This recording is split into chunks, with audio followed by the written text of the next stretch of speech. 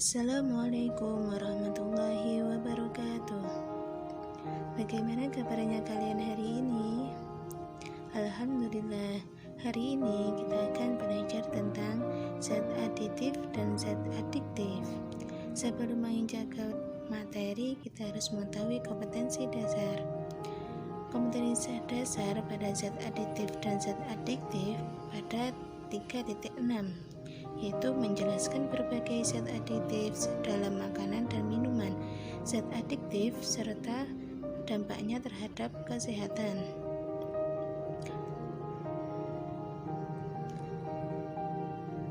Perhatikan gambar di samping. Deskripsikan gambar berikut dengan kata-kata kalian. Ya, warnanya menarik, rasanya lezat, aroma yang menggugah selera.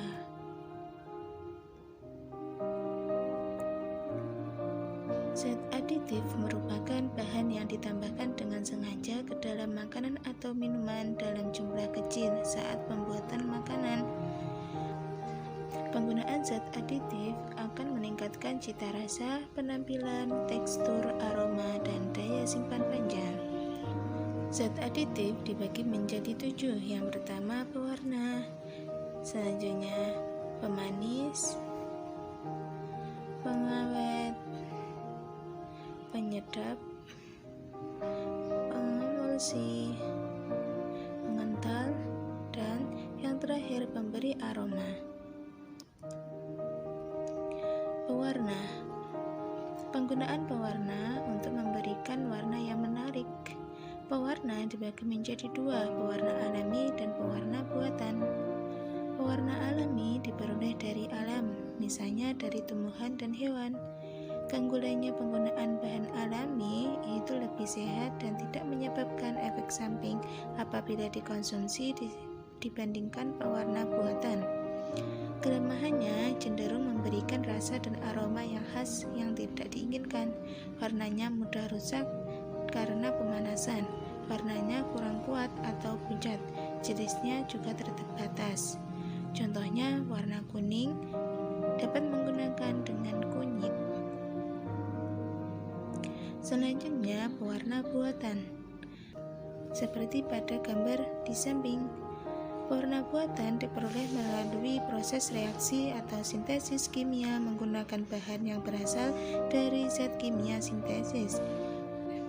Keunggulannya, harganya murah, praktis dalam penggunaan, warnanya juga lebih kuat, jenisnya lebih banyak, warnanya tidak rusak karena pemanasan. Contohnya warna biru dengan menggunakan Brilliant Blue FCF.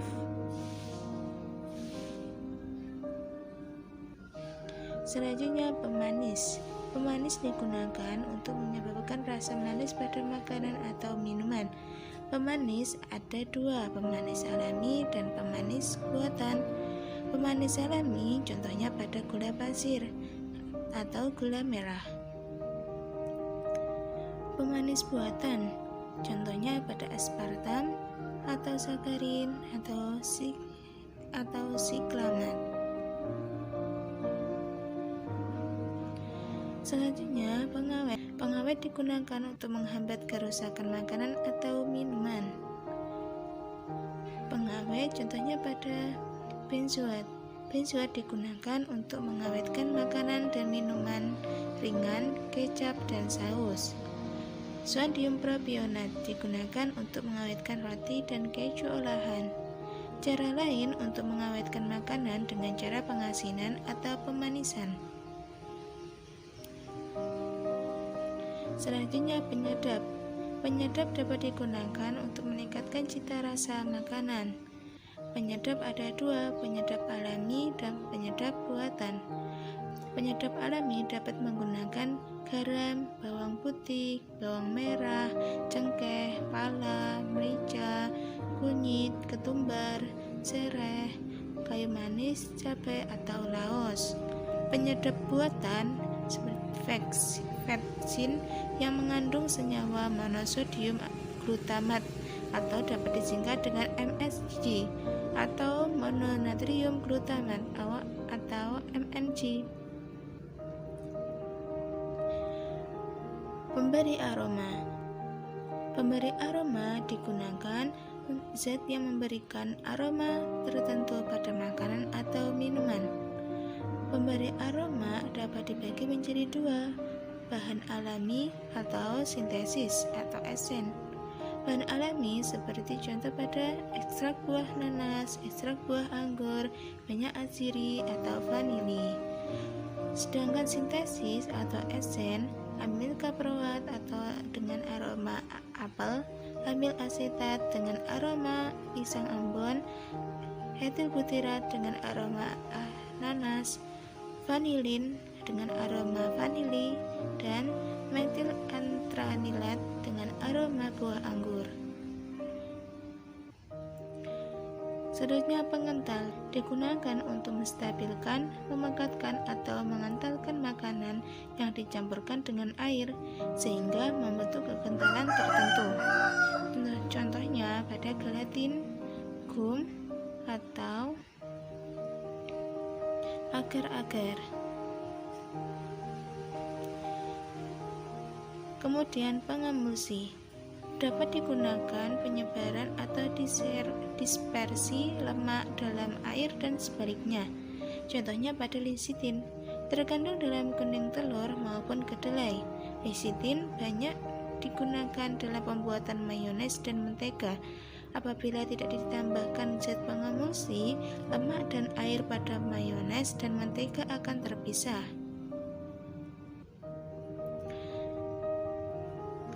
Kemudian zat adiktif. Kalian tahu apa yang dimaksud zat adiktif? Zat adiktif adalah zat-zat yang apabila dikonsumsi dapat menyebabkan ketergantungan atau adiksi, atau ingin menggunakannya secara terus-menerus, sama halnya dengan ketagihan. Contoh zat adiktif alami adalah kafein yang ada dalam kopi dan teine yang ada dalam teh. Jenis-jenis zat adiktif ada 3. Yang pertama narkotika, yang kedua psikotropika, dan terakhir zat psikoaktif lainnya.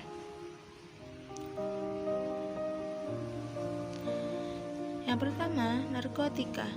Narkotika yaitu zat atau obat yang berasal dari tanaman yang dapat menyebabkan penurunan atau perubahan kesadaran, menghilangkan atau mengurangi rasa nyeri, dan menyebabkan ketergantungan bagi penggunanya. Narkotika dibagi menjadi 3 golongan. Golongan yang pertama itu sangat berbahaya. Karena apa? Karena berpotensi sangat tinggi menyebabkan ketergantungan dan tidak dapat digunakan pengobatan. Misalnya heroin atau tau, kokain, dan ganja. Sedangkan golongan yang kedua itu berpotensi tinggi dalam menyebabkan ketergantungan dan dapat digunakan pengobatan sebagai pilihan terakhir apabila pengobatan yang lainnya tidak ada, misalnya morfin, petidin, dan metadon. Yang terakhir, golongan ketiga. Golongan ketiga ini berpotensi ringan dapat dalam menyebabkan ketergantungan dan banyak digunakan dalam pengobatan, contohnya pada kodein.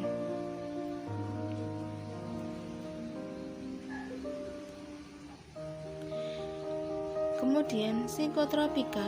Apa psikotropika? Psikotropika obat yang berkhasiat psikoaktif yang memengaruhi mental dan perilaku seseorang. Psikotropika juga dibagi menjadi 4 golongan. Golongan yang pertama, golongan ini berpotensi sangat kuat menyebabkan ketergantungan dan tidak digunakan sebagai obat. Misalnya ekstasi atau MDMA atau metildioksimetamfetamin, LSD, lysergic acid diethylamide. Golongan kedua berpotensi kuat menyebabkan ketergantungan dan sangat terbatas digunakan sebagai obat, misalnya amfetamin, metamfetamin, phencyclidine, dan ditadlin. Golongan ketiga berpotensi sedang karena menyebabkan ketergantungan dan banyak digunakan sebagai obat, misalnya pentobarbital dan flunitrazepam.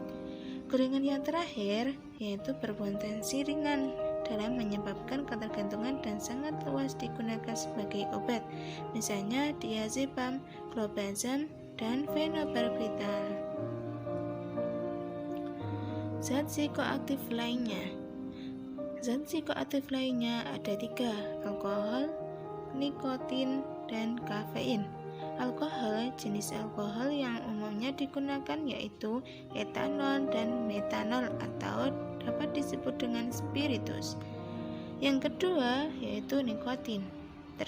Terdapat pada daun tembakau yang biasanya digunakan sebagai bahan rokok. Yang terakhir yaitu kafein. Kafein ini merupakan zat yang secara alami terdapat dalam kopi, dan struktur kopi dapat dilihat di gambar berikut ini ya.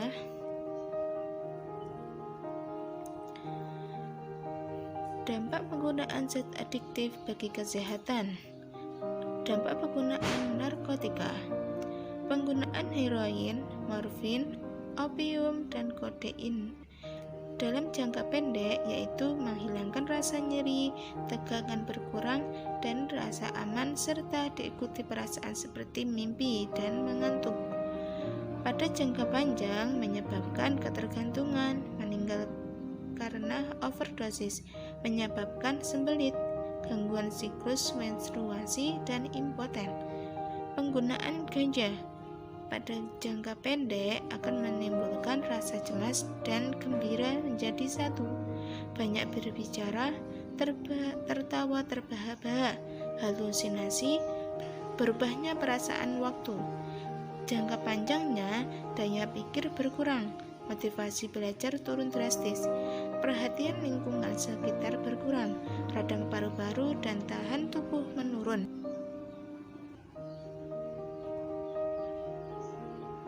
Dampak penggunaan psikotropika. Penggunaan ekstasi dan sabu jangka pendeknya dapat menyebabkan terjaga atau tidak tidur, rasa riang, perasaan melambung, dan rasa nyaman. Jangka panjang dapat menyebabkan kurang gizi, anemia, penyakit jantung, dan gangguan jiwa atau psikotik. Dampak penggunaan zat psikoaktif lainnya. Inhalansia dapat menyebabkan kematian mendadak akibat kekurangan oksigen, halusinasi, persepsi yang salah. Jangka panjang dapat menyebabkan kerusakan otak, paru-paru, ginjal, dan jantung. Mengonsumsi alkohol jangka pendek menyebabkan mabuk, jalan sempoyongan, menyebabkan keinginan untuk merusak. Jangka panjangnya yaitu merusak hati, merusak kelenjar getah lambung, dan kerusakan sistem saraf. Upaya pencegahan diri dari bahaya narkoba yaitu mengenal dan menilai diri sendiri, meningkatkan harga diri, meningkatkan rasa percaya diri, terampil mengatasi masalah dan mengambil keputusan, memiliki pergaulan yang baik, dan terampil menolak tawaran narkoba, terampil sebagai agen pencegahan penyalahgunaan narkoba, menerapkan pola hidup sehat, memperkuat iman dan takwa kepada Allah,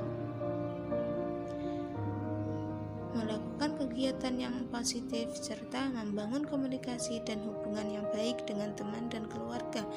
Ini merupakan upaya yang dapat untuk mencegah diri dari bahaya narkoba. Berikut ini merupakan soal latihan. Kalian kerjakan di buku tulis IPA ya. Semangat untuk belajar dan terima kasih.